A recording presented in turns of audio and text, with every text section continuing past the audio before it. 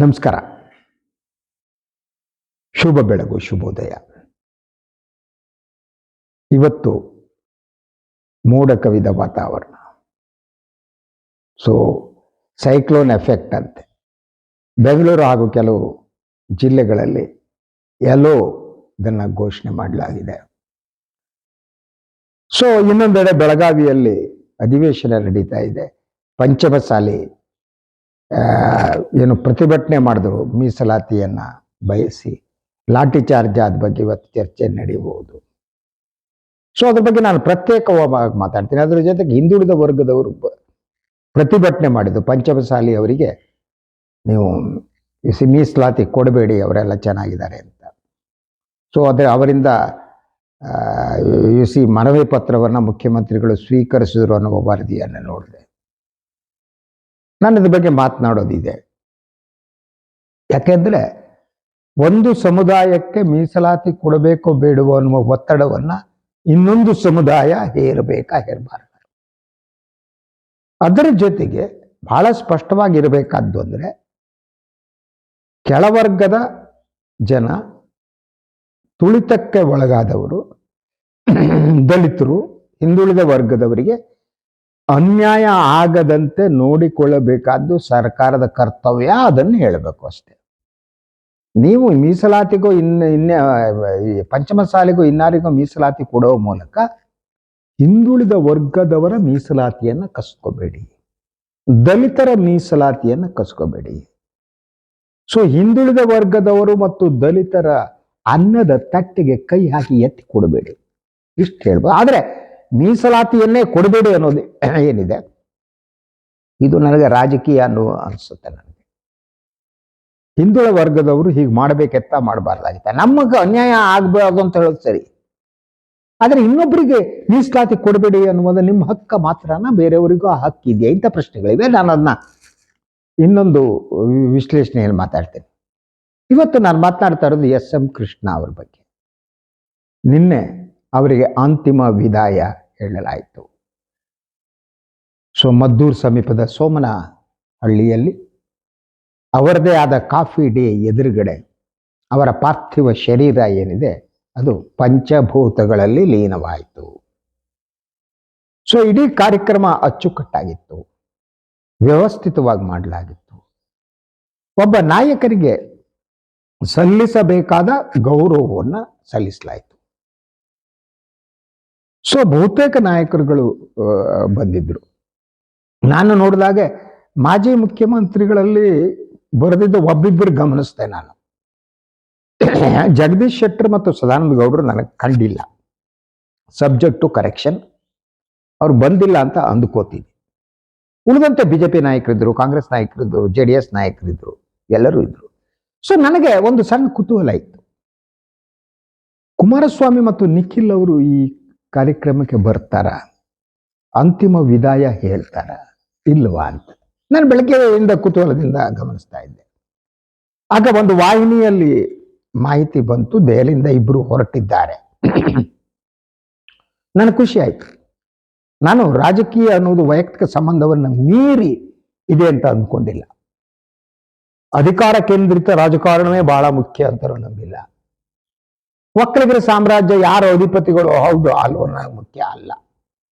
ಸರಿ, ಅವರಿಬ್ಬರು ಬಂದರು, ನನಗೆ ಸಂತೋಷ ಆಯಿತು. That really good gesture U C. ಹಾಗೇನೆ ಬಹುತೇಕ ಹಲವು ಸಚಿವರುಗಳು ಇವರು ಎಲ್ಲ ಇದ್ರು. ಆದರೆ ಬಹುಮಟ್ಟಿಗೆ ನಾನು ಗಮನಿಸಿದಾಗ ಶಾಸಕರಲ್ಲೂ ಕೂಡ ಉತ್ತರ ಕರ್ನಾಟಕದ ಶಾಸಕರು ಹೆಚ್ಚಾಗಿ ಕಂಡಿಲ್ಲ ನನಗೆ. GT ಪಾಟೀಲ್ರು ಅವ್ರು ಯಾರೋ ಒಂದು 2-3 ಜನ ನೋಡಿದೆ, HK ಪಾಟೀಲ್ರು ಇದ್ರು. ಅದು ಬಿಟ್ರೆ ಉತ್ತರ ಕರ್ನಾಟಕದ ಬಹಳಷ್ಟು ನಾಯಕರು ಕಾಣಿಸ್ಕೊಂಡಿಲ್ಲ. ಕಾರ್ಯಬಾಹುಳ್ಯ ಇರಬಹುದು, ಬಂದಿಲ್ಲ. ಸೊ ಹೀಗೆ ಯಾರ್ಯಾರು ಬಂದಿದ್ದಾರೆ ಅಂತ ನೋಡ್ತಾ ಇರುವಂತ ಸಂದರ್ಭದಲ್ಲಿ ನನಗೆ ಬಹಳ ಒಂದು ಪ್ರಶ್ನೆ ಕಾಡ್ತು. ಮಾಜಿ ಪ್ರಧಾನಿ ದೇವೇಗೌಡರು ಬಂದು ಅಂತಿಮ ವಿದಾಯ ಹೇಳಬಹುದಿತ್ತಲ್ವಾ ನನಗನ್ಸಿದ್ದು. ನಿಮಗೂ ಹಾಗನ್ಸುತ್ತಾ? ಅನ್ಸಿಲ್ವಾ? ದೇವೇಗೌಡರು ಒಂದು ಪಾರ್ಥಿವ ಶರೀರದ ಒಂದು ದರ್ಶನವನ್ನ ಮಾಡಬಹುದಾಗಿತ್ತಲ್ವಾ? ಯಾಕೆ ಬಂದಿಲ್ಲ? ಈ ಪ್ರಶ್ನೆ ನನ್ನನ್ನು ಕಾಡ್ತೊಡಗಿತ್ತು. ಸೊ ಮೋಸ್ಟ್ ಮೇಲೆ ಆರೋಗ್ಯ ಕೈ ಕೊಟ್ಟಿದ್ದೀರ ನನಗೆ ಹಾಗನ್ಸಿಲ್ಲ. ಅವರು ಹಿಂದಿನ ದಿನ ದೆಹಲಿಯಲ್ಲಿ ವಾಹಿನಿಯೊಂದಕ್ಕೆ ಕೃಷ್ಣ ಅವರ ಬಗ್ಗೆ ಮಾತನಾಡಿದ್ದನ್ನ ಕೇಳಿದೆ ನಾನು. ಸೊ ಆರೋಗ್ಯ ಕೈಕೊಟ್ಟ. ಹಾಗೆ ಅದ್ರ ಜೊತೆಗೆ ಅವ್ರು ಬೆಂಗಳೂರಿಂದ ದೆಹಲಿಗೆ ಹೋಗಿದ್ರು, ರಾಜ್ಯಸಭೆ ಅಧಿವೇಶನದಲ್ಲಿ ಪಾಲ್ಗೊಂಡ್ರು. ಅಷ್ಟರ ಮಟ್ಟಿಗೆ ಅವ್ರ ಆರೋಗ್ಯ ಚೆನ್ನಾಗಿತ್ತು ಅನ್ಸುತ್ತೆ. ಸೊ ಅವರು ಬಂದು 1 ನಿಮಿಷ ದರ್ಶನವನ್ನ ಪಡೆದು ಹೋಗ್ಬೋದಾಗಿತ್ತಲ್ಲ, ಎಲ್ಲವನ್ನ ಮರಿಬಹುದಾಗಿತ್ತಲ್ವ. ನನಗೆ ಅನಿಸಿದ್ದು, ನಿಮಗೆ ಏನ್ ಅನ್ಸುತ್ತೋ ಹೇಳಿ, ನಂದೇನು ಅಬ್ಜೆಕ್ಷನ್ ಅಥವಾ ದೇವೇಗೌಡರು ಬೈಬೇಕು ಅಂತಲ್ಲ. ನನಗೆ ಯುಸಿ ಸಾವಿನ ಸಂದರ್ಭದಲ್ಲೂ ಯುಸಿ ಹಳೆಯದನ್ನ ಮರೆಯಲಾಗದಷ್ಟು ದ್ವೇಷ ಇದೆಯಾ ಅಥವಾ ಒಂದು ನಿರ್ಲಕ್ಷ್ಯ, ಬೇಡ ಅವ್ರು ಯಾವ ದೊಡ್ಡ ಮಹಾನ್ ನಾಯಕರು ಯಾಕೆ ನೋಡ್ಬೇಕು ಅನ್ನೋದ, ಅದು ಇರಬಹುದಾ ಏನು ಅಂತ ನನಗೆ ಈ ಪ್ರಶ್ನೆ ಮೂಡ್ತು. ನಿಮಗೂ ಈ ಪ್ರಶ್ನೆ ಬಗ್ಗೆ 1 ನಿಮಿಷ ಆಲೋಚನೆ ಮಾಡಿ. ಸರಿಯಾದದ್ದ, ದೇಶದ ಮಾಜಿ ಪ್ರಧಾನಿ, ಅದು ಒಕ್ಕಲಿಗರ ಸಾಮ್ರಾಜ್ಯವನ್ನ ಆಳಿದವರು, ಕಟ್ಟಿದವರು.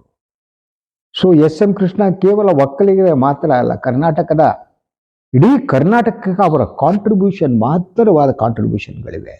ಅದು ಬಿಸಿ ಊಟದಂಥದ್ದು ಇರಬಹುದು. ಹಾಗೆ ಅವ್ರು ನೆಗೆಟಿವ್ ಇಲ್ಲ ಅಂತಲ್ಲ, ಅದು ನಾನು ಇಲ್ಲಿ ಮಾತಾಡಕ್ ಹೋಗಲ್ಲ. ಈ ಸಾವಿನ ಸಂದರ್ಭದಲ್ಲಿ ಮಾತಾಡಬಾರ್ದು. ಅವ್ರು ನೆಗೆಟಿವ್ ಇಲ್ವಾ, ನಾನು ತಪ್ಪಾಗುತ್ತೆ ಹಂಗಿದ್ರೆ. ಸೊ ಅದರಿಂದ ನಾನು ಪಾಸಿಟಿವ್ ಅಂಶಗಳನ್ನ ಮಾತ್ರ ಗುರುತಿಸುವಂಥದ್ದು. ಅವರ ಕಲ್ಚರ್ಡ್ ಪೊಲಿಟಿಷಿಯನ್ ಅಂತ. ಆಲ್ಸೋ ಈ ವಾಸ್ ವಿಷನರಿ. ಒಂದು 10 ವರ್ಷಗಳ ಮುಂದೆ ಏನು ಅನ್ನೋದು, ಬೆಂಗಳೂರು ಬಗ್ಗೆ ಅವರು ಯೋಚನೆ ಮಾಡಿದ್ರು, ITBT ಬಗ್ಗೆ ಯೋಚನೆ ಮಾಡಿದ್ರು. So will have to appreciate. ಅದನ್ನ ನಾವು ಕಳಿಸ್ಕೊಡ್ಬೇಕಾದ್ರೆ ಒಂದು ಗೌರವದಿಂದ ಕಳಿಸ್ಕೊಡ್ಬೇಕು ಅಲ್ವಾ. ದೇವೇಗೌಡರು ನಾನು ಬರ್ತಾರನ್ನಂತ ನೋಡ್ತಾ ಇದ್ದೆ, ನಾನು ನೋಡಿದಾಗ ಅವ್ರು ಎಲ್ಲೂ ಕಂಡಿಲ್ಲ, ಬಂದಿಲ್ಲ ಅನ್ಸುತ್ತೆ. ಯಾಕಾಗಿದ್ರೆ ಅದನ್ನು ನಾನು ವಿಶ್ಲೇಷಣೆ ಮಾಡುವಾಗ ನಾನು ನಿನ್ನೆನೂ ಕೂಡ ಹೇಳಿದೆ, ಎಸ್.ಎಂ. ಕೃಷ್ಣ ಹೆಗಡೆಯವರಲ್ಲಿ ಒಂದು ಸಾಮ್ಯತೆ ಇತ್ತು, ಇಬ್ಬರಲ್ಲೂ ಸಾಮ್ಯತೆ ಇತ್ತು. ಅವರ ಸಾರ್ವಜನಿಕವಾಗಿ ಅವರು ಕಾಣಿಸಿಕೊಳ್ಳುವ ರೀತಿ, ಮಾತನಾಡುವ ರೀತಿ, ವೇ ಆಫ್ ಎಕ್ಸ್ಪ್ರೆಷನ್ ಅಂತಾರೆ.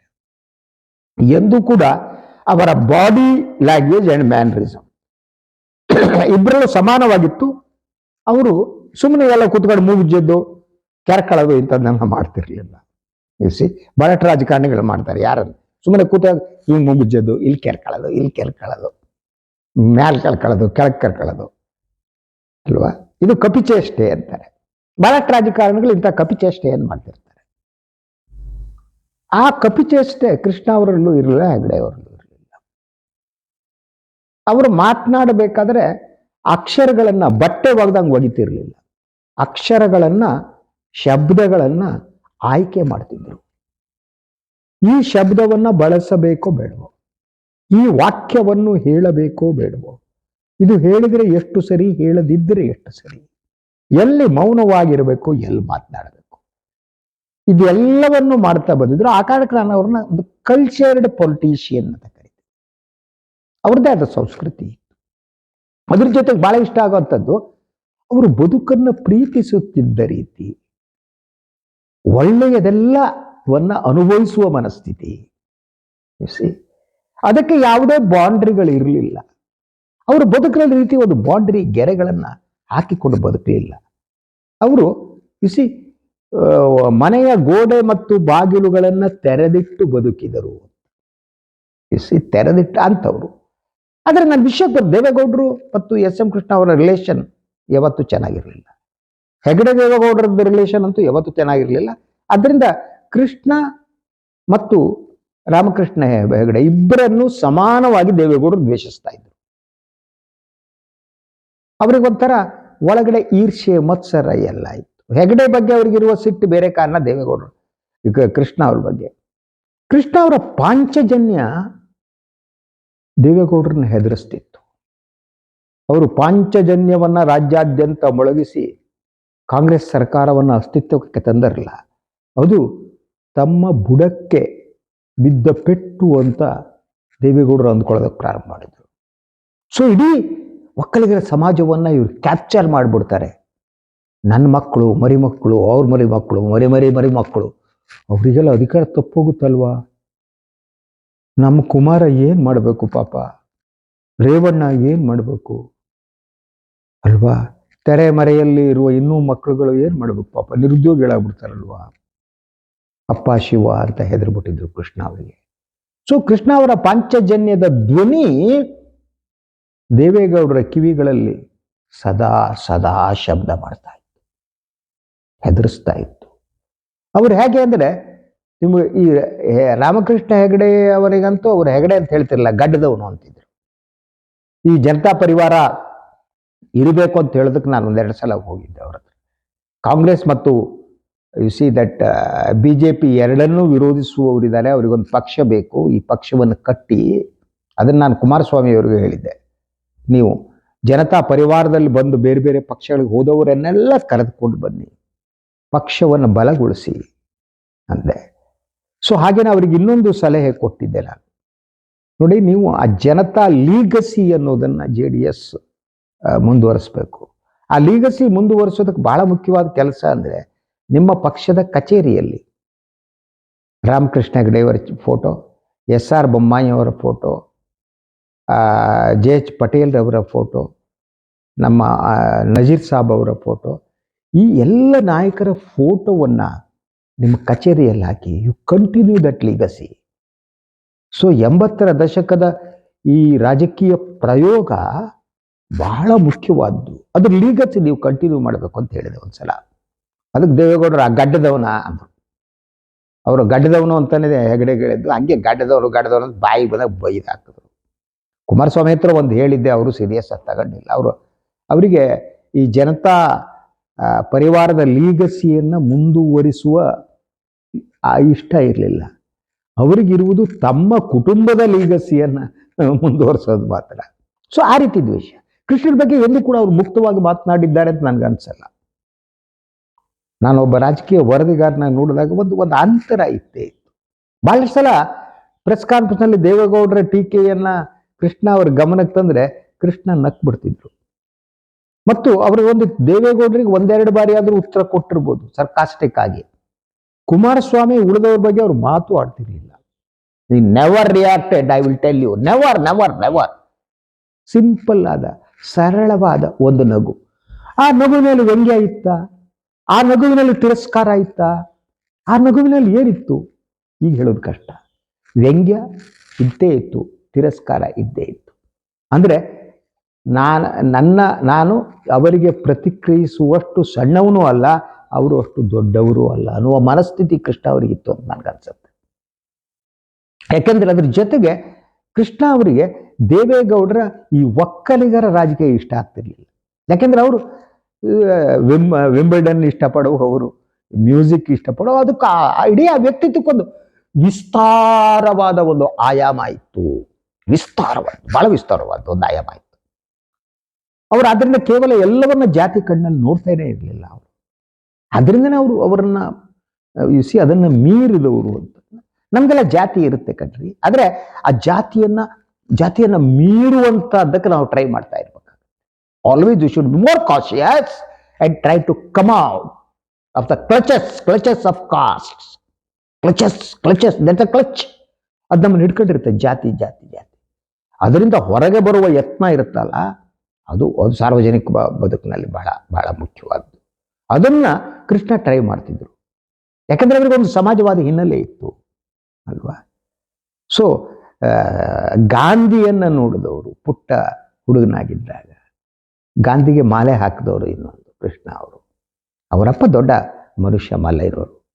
ಸೊ ಹಾಗೆ ಬೆಳೆದವರು. ಅದರಿಂದ ಇಡೀ ವ್ಯಕ್ತಿತ್ವದಲ್ಲೇನೆ ದೇವೇಗೌಡರು ಮತ್ತು ಕೃಷ್ಣರ ನಡುವೆ ಅಪಾರವಾದ ವ್ಯತ್ಯಾಸ ಇತ್ತು. ಇಬ್ಬರ ಅಪ್ರೋಚ್ ಅಲ್ಲಿ ವ್ಯತ್ಯಾಸ ಇತ್ತು.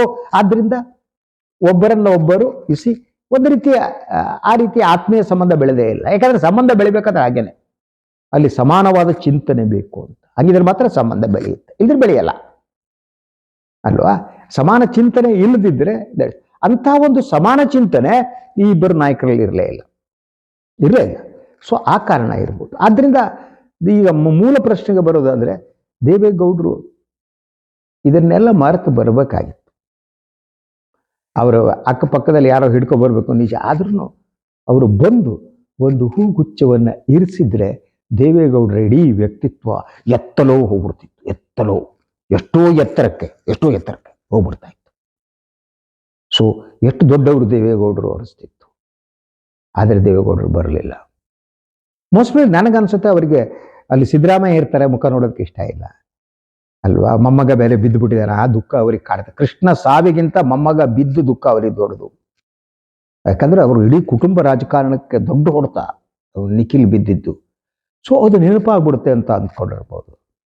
ಅದರ ಜೊತೆಗೆ ನೀವು ಸೋಮನಹಳ್ಳಿಗೆ ಹೋಗ್ಬೇಕಾದ್ರೆ ಇದರ ಚನ್ನಪಟ್ಟಣ ದಾಟಿ ಹೋಗ್ಬೇಕಲ್ವಾ, ಚನ್ನಪಟ್ಟಣ ಜನ ಸೋಲಿಸ್ಬಿಟ್ಟಿದ್ದಾರೆ, ಆ ಸಿಟ್ಟು ಇರುವುದು, ಆ ಬೇಸರನೂ ಗೌಡರಲ್ಲಿ ಇರುವುದು. ಆದ್ದರಿಂದ ಬೇಡ ಅಂತ. ಅದೇ ಅಟ್ಲೀಸ್ಟ್ ಅವರು ಬಂದ್ಬಿಟ್ಟು ಅವರ ಮನೆಗೆ ಇದರ ದಿವಸ ಮಾಜಿ ಪ್ರಧಾನಿಗಳು ಒಂದು ವಿಮಾನ ಹತ್ಕೊಂಡು ಬಂದುಬಿಟ್ಟು ಹತ್ತಿರದಲ್ಲಿ ಹೋಗೊಂದು ಹೂಗುಚ್ಚ ಇಟ್ಬಿಟ್ಟು ಬಂದಿದ್ರೆ ಎಲ್ಲರೂ ಕೂಡ ದೇವೇಗೌಡರ ಕಾಲಿಗೆ ಬಿದ್ದು ನಮಸ್ಕರಿಸ್ಬಿಡ್ತಿದ್ರು. ಎಲ್ಲವನ್ನ ಮರೆಯುವ ಬಹುದೊಡ್ಡ ನಾಯಕ ಅಂತ. ಆದರೆ ಎಲ್ಲವನ್ನು ಮರೆಯುವ ಬಹುದೊಡ್ಡ ನಾಯಕ ದೇವೇಗೌಡರ ಅಲ್ವೇ ಅಲ್ಲ. ಅವರು ಬಹುತೇಕ, ನಾನು ಕೂತು ಯೋಚನೆ ಮಾಡ್ತಾ ಇದ್ದೆ, ಅವರ ಬಹುತೇಕ ಒಕ್ಕಲಿಗ ನಾಯಕರು ಯಾರಿದ್ದಾರೆ ಅಲ್ಲ, ಅವ್ರು ಯಾರು ಅಂತ್ಯ ಸಂಸ್ಕಾರಕ್ಕೆ ಹೋದ್ರು ಅಂತ ನನಗೆ ಅನ್ಸಲ್ಲ.